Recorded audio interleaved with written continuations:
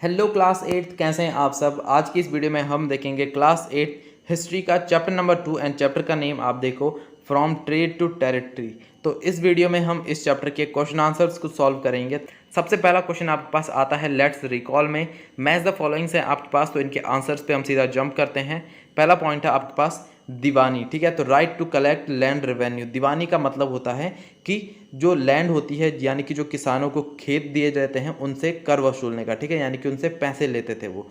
फिर है tiger of Mysore, Tipu Sultan. फिर है फौजदारी अदालत, तो इसको आप मिलाओगे क्रिमिनल कोर्ट से। फिर है रानी चन्नम्मा, तो इसको आप मिलाओगे led an anti British movement in Kittur. फिर है यहाँ पर सिपाही यानी कि सेपॉय। अब उसके बाद आप देखो फिर इन द ब्लैंक से आपके पास फर्स्ट है the British conquest of Bengal begin with the battle of Plassey. Second है यहाँ पर आपका Hyder Ali and Tipu Sultan were the rulers of dash है यहाँ पर, तो इसमें आप लिखोगे मैसूर। फिर है यहाँ पर Dalhousie implemented the doctrine of lapse. उसके बाद अगला है आपके यहाँ पर Maratha kingdom were located mainly in the dash part of India, तो इसे आप मिलाओगे साउथ वेस्टर्न पार्ट।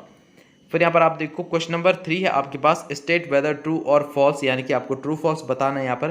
पहला है the Mughal empire became stronger in the 18th century, तो फर्स्ट है आपका फॉल्स। सेकंड आप देखो the English East India Company was the only European company that traded with India, ठीक है, तो इसको आप लिखोगे फॉल्स। फिर है Maharaja Ranjit Singh was the ruler of Punjab, तो इसे आप करोगे ट्रू। अगला है आपके पास the British did not introduce administrative changes in the territories they conquered, तो इसको आप लिखोगे फॉल्स। अगला है आपका लेट्स डिस्कस में क्वेश्चन नंबर 4 है what attracted European trading companies to India, यानी कि वो कौन से कारण थे, ठीक है, किस चीज़ों ने यूरोपियन जो ट्रेडिंग कंपनियां थी उनको इंडिया की ओर अट्रैक्ट किया था, ठीक है, अपनी ओर आकर्षित किया था। तो वो आप देखो यहाँ पर आप देखो European trading companies were attracted to India because of the number of reasons, यानी कि वो आपको नीचे दिए गए हैं। पहला आप देखो trading with India was highly profitable and fruitful to the businessman of in Europe, यानी कि जो यूरोप में जितने बिजनेसमैन थे उनके लिए इंडिया में ट्रेड करना बहुत ज़्यादा प्रॉफिटेबल था। अगला है आपका the European trading companies purchased goods at cheaper and sold them in Europe at the higher prices, यानी कि वो भारत में बहुत कम दामों में चीज़ों को खरीदते थे और उनको वो यूरोप में जाकर बहुत महंगी कीमतों पर बेच देते थे। फिर अगला पॉइंट आप देखो यहाँ पर the fine qualities of cotton and the silk produced in India had a big market in Europe, यानी कि जो बहुत ही अच्छी क्वालिटी का कॉटन और सिल्क इंडिया में प्रोड्यूस होता था उसकी बहुत बड़ी मार्केट थी यूरोप में।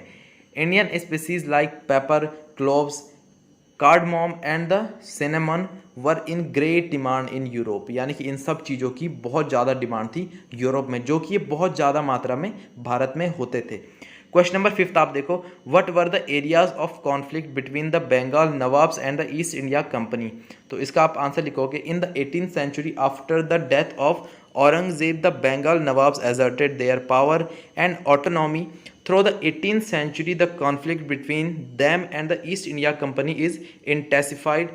The Nawab refused to grant the company concession, demanded large tributes, denied it the right to mint coins, and stopped it from extending its fortifications. They claimed that the company was depriving the Bengal government of huge amounts of revenue and also undermining their authority by refusing to pay taxes, writing disrespectful letters, and humiliating them and their officials. On the other hand, the company declared that its trade was getting ruined because of the unjust demand of the local officials. It believed that trade could only flourish if the duties were removed. To expand trade, it wanted to enlarge its settlement, buy up villages, and rebuild its forts. अब आप देखो अगला question है आपके पास question number 6 how did the assumption of Diwani benefited the East India Company, तो इसका answer आप लिखोगे the Diwani right to the East India Company benefited it in several ways. First point आप लिखोगे the Diwani allowed the company to use the vast revenue resources of Bengal. फिर अगला है आपका the East India Company monopolize trade and began direct plunders of India's wealth. अगला point है आपका revenues from the India financed company expenses, these revenue were use to purchase cotton and silk textile in India, maintain company troops and meet the cost of buildings the company fort and the offices at Calcutta. अगला point आप लिखोगे the company used its political power to monopolise trade and dictate terms they could impose their own prices that had no relation to the cost of production.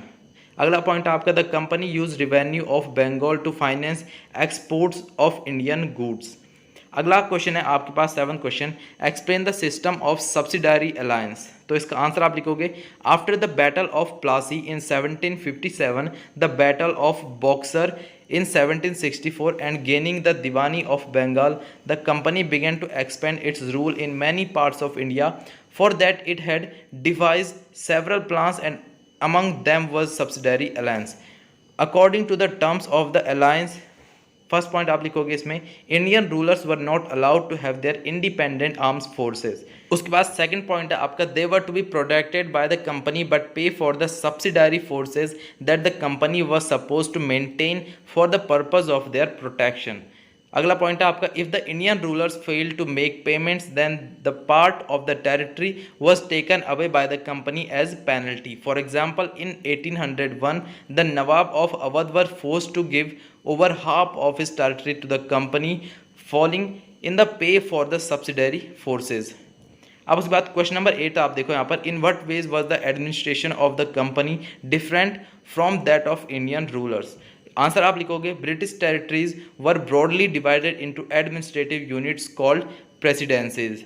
There were 3 presidencies like Bengal, Madras and Bombay, whereas under the Indian rulers administration was divided into 4 parts, district यानी कि जिला, ठीक है, और यहाँ पर है pargana, tehsil and villages.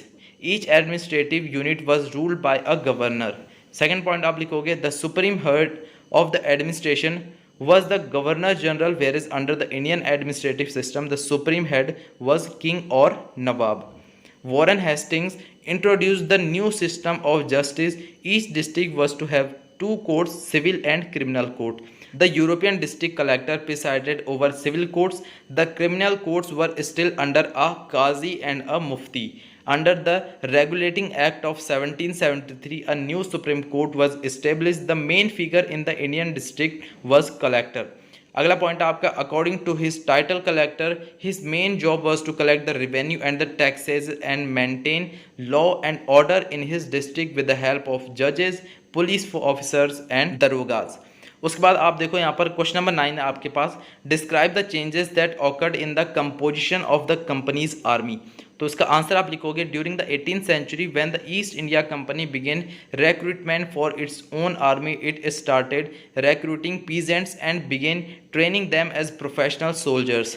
Like the Mughal army the company's army was also composed of the cavalry and the infantry regiments with the cavalry dominating the army. However, as warfare technologies changed during the 19th century, the cavalry requirements. तो इसका answer आप लिखोगे during the 18th century when the East India Company began recruitment for its own army, it started recruiting peasants and began training them as professional soldiers. Like the Mughal army, the company's army was also composed of the cavalry and infantry regiments, with the cavalry dominating the army. However, as warfare technology changed during the 19th century, the cavalry requirements of the company's army declined, as the soldiers had to be armed with the muskets and matchlocks. The infantry regiments became more important. तो यहाँ पर आपके देखो सारे question answers complete हो जाते हैं इस चैप्टर के. बाकी तब तक के लिए पढ़ाई करते रहें.